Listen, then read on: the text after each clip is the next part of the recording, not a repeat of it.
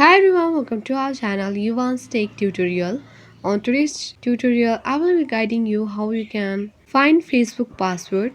But before guiding you through the steps, make sure you have subscribed and hit the notification bell of this channel so that you can get notified about the further videos on this channel. So without any further ado, let's get into the video. Firstly, you need to go to the Google, and on the top right corner you will see the profile icon. Tap on it and tap on manage your account. You'll be access to this page where you need to tap on security, and you will find the password manager option. Tap on it, and here you can see Facebook. Just tap on it and enter your screen lock. After that, you can easily find the password from here, or else if you can't find the password from this way, then you just need to go to the Facebook.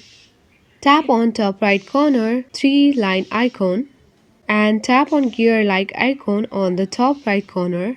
Tap on see more in account center and tap on password and security. Here you can just tap on change password. Select the Facebook and you can enter the current password and again set up the new password to find out the Facebook password. So this is it guys. If you find this video useful, then hit the like button. Thank you.